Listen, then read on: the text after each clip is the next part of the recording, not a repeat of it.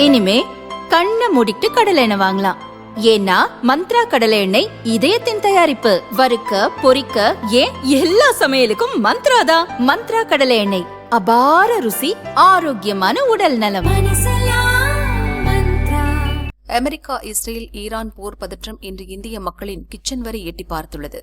இந்தியாவின் gas cylinder தேவையில் 2/3 பங்கு ஹார்முஸ் ஜலசந்தி வழியாகத்தான் கப்பலில் வருகிறது. வளைகுடா நாடுகளிலிருந்து கச்சா எண்ணெய், எரிவாயு வரும் இந்த முக்கிய கடல் வழி பாதையை ஈரான் மூடிவிட்டது. இதன் எதிரொலி சில நாடுகளில் உடனே தாக்கத்தை தந்தது. இந்தியாவில் 1 மாதம் தாக்கு பிடிக்கும் என எதிர்பார்க்கப்பட்ட சூழலில் ஒரே வாரத்தில் வெடிக்க துவங்கியுள்ளது.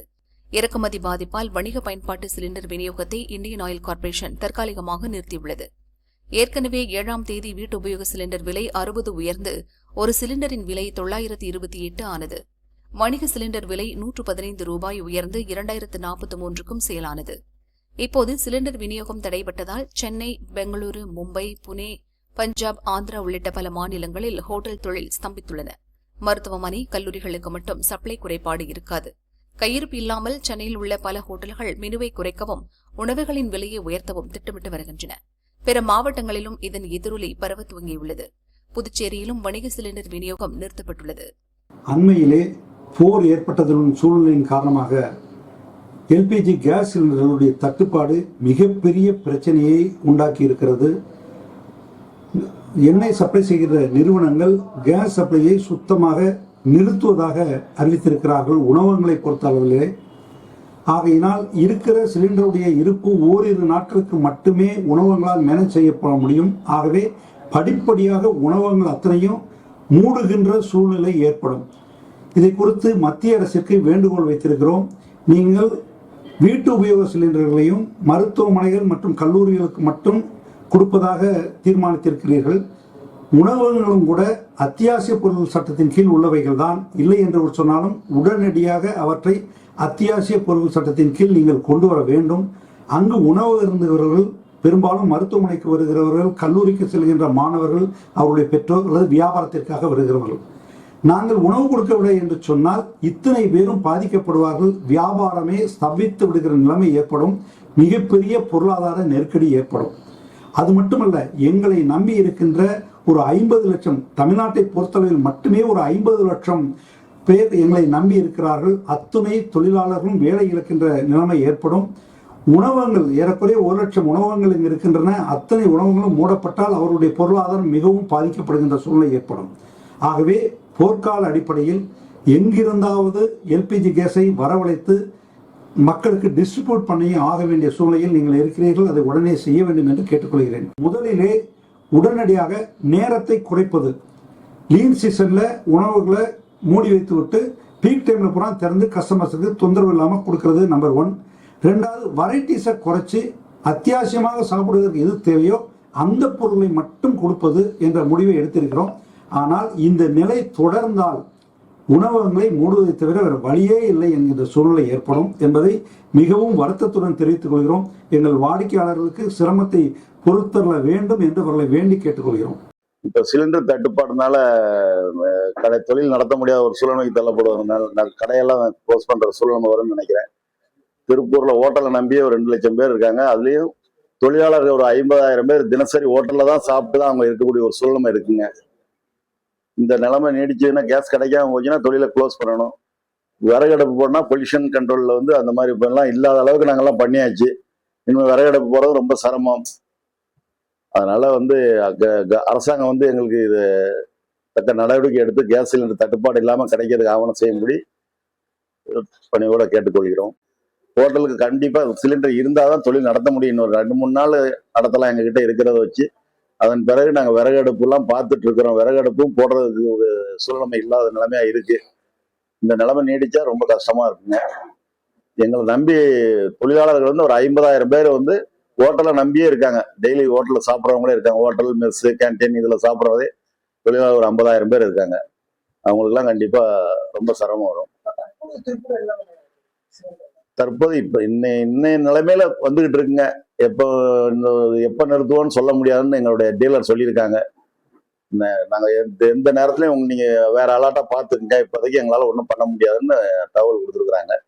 அது எப்ப நிறுத்துறாங்க என்னன்னு பண்ண முடியாது. 1 or 2 daysல இந்த பிரச்சனை வந்தாலும் வருங்க. பதட்டமான இந்த நேரத்தில் மக்களுக்கு சிலிண்டர் விநியோகத்தை ஒழுங்குபடுத்த மத்திய அரசு அத்தியாவசிய பொருட்கள் சட்டத்தை அமல்படுத்தியுள்ளது. சிலிண்டர்களை கள்ளச்சந்தையில் பதுக்கி கூடுதல் விலைக்கு விற்றால் கடும் நடவடிக்கை எடுக்கப்படும். இந்த தட்டுப்பாடு தற்காலிகமானது. மாற்று நாடுகளிலிருந்து எரிவாயுவை இறக்குமதி செய்ய பேச்சு நடந்து வருவதாக மத்திய பெட்ரோலிய அமைச்சகம் தெரிவித்துள்ளது.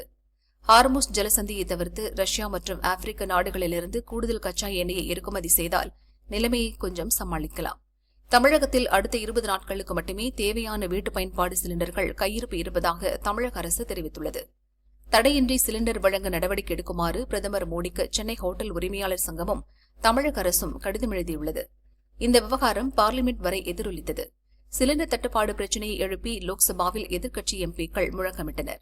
சிலிண்டர் தடையின்றி விநியோகம் செய்ய முதல்வர் ஸ்டாலின் அவசர ஆலோசனை நடத்தினார்.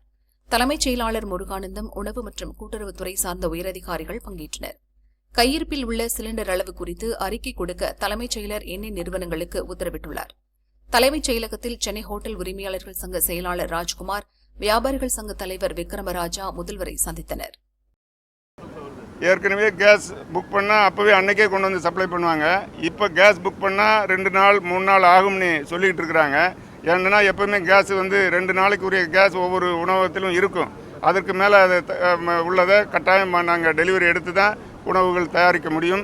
அந்த வகையில் 2 நாட்களுக்கு 48 மணி நேரத்திற்கு பின்னர் தான் முழுமையான நிலைமை தெரிய வரும். எந்த வகையிலும் உணவகங்கள் மூடப்படாத நிலை உருவாக்கப்பட வேண்டும் என்பதை தமிழ்நாடு வணிகர் சங்கங்களின் பேரமைப்பும் சென்னை ஓட்டல்கள் சம்பந்தம் மிகவும் அழுத்தமாக மத்திய மாநில அரசுகளுக்கு கருத்தை வலியுறுத்தி வருகிறது. மத்திய அரசு பண்ணியிருக்கு. ஆனால் மாநில அரசை எங்களை அதை இன்க்ளூட் பண்ணி அந்த இதில் கொண்டு வரணும். அதாவது உணவகங்களை எஸ்மா ஆக்ட் கீழே கொண்டு வந்துட்டா சப்ளை ரெகுலேட் பண்ணிடலாம். மொத்தத்தில் உணவகங்கள் என்பது நான் ஏற்கனவே சொன்னதைப் போல கம்யூனிட்டி கிச்சன்ஸ் என்று ஆங்கிலத்திலே சொல்கின்ற சமுதாய சமையல் கூடங்கள் தான். சமுதாய சமையல் கூடம் என்று சொல்கின்ற பொழுது ஒட்டுமொத்த பொதுமக்களுக்கான உணவை தயாரித்து விநியோகிக்கின்ற அந்த சேவை துறையிலே உணவகங்கள் இருக்கின்றன. ஆக சேவை சார்ந்த வணிகத்தை நாங்கள் நடத்தி கொண்டிருக்கிறோம். அதற்கு ஒரு இடையூறு என்று சொன்னால் ஒட்டுமொத்த பொதுமக்கள் பாதிக்கப்படுவார்கள் என்பதனால் மத்திய மாநில அரசுகள் விரைந்து இதில் கவனம் செலுத்தி உணவகங்கள் மூடப்படும் நிலையை தவிர்த்திட வேண்டும் என்று வலியுறுத்தியிருக்கிறோம். அதாவது இப்போ தட்டுப்பாடு இருக்கு, உடனே கிடைக்கல, கொஞ்சம் லேட்டாக தர்றாங்க. இது வரைக்கும் இல்லைன்னு சொல்லாத அளவுக்கு பொருள் கொடுத்துக்கிட்டு இருக்கோம். இன்னும் ஒரு 2 தினங்களுக்கு அப்புறம் இன்னும் கொஞ்சம் ஷார்ட்டேஜ் ஆகுன்னு சொல்றாங்க. அந்த ஷார்ட்டேஜ் ஆச்சுன்னா தான் ரொம்ப கஷ்டப்படக்கூடிய நிலை ஏற்படும். சொல்லியிருக்கிறோம், மனு கொடுத்துருக்கிறோம். இல்லை இதுவரை அப்படி இல்லை. ஏன்னா ஹோட்டல்கள்லாம் அன்றாட தேவையான பொருள்கள் தான் வாங்கி வச்சிருப்பாங்க. ஏன்னா சிலிண்டர் வைப்பதற்கு தனியாக கூட அமைக்க இல்லை, யாருமே வைக்கிறதுக்கு வாய்ப்பு இல்லை. இருந்தாலும் 1-2 பேர் தான் வச்சிருக்க முடியும். பெரிய ஹோட்டல்கள் தான் 1-2 சிலிண்டர் இது எக்ஸ்ட்ரா இருக்கும். சாதாரண சிறு ஹோட்டல்லாம் அன்னன்னைக்கு தான் வாங்குவாங்க. அன்றைக்கு சிலிண்டர் கிடைக்கவில்லை என்று சொன்னால் அவர்களால் அந்த ஹோட்டல் திறக்க முடியாது, தொழில் நடத்த முடியாது. அதை நம்பி வரக்கூடிய பொதுமக்களுக்கு உணவு தர முடியாத நிலை ஏற்பட்டுவிடும். ஆகவே தான் தட்டுப்பாடு வராத நிலை ஏற்படுத்திட வேண்டும் என்பதை தமிழ்நாடு வணிகர்களுடைய பேரமைப்பு வலியுறுத்தி இருக்கிறார்.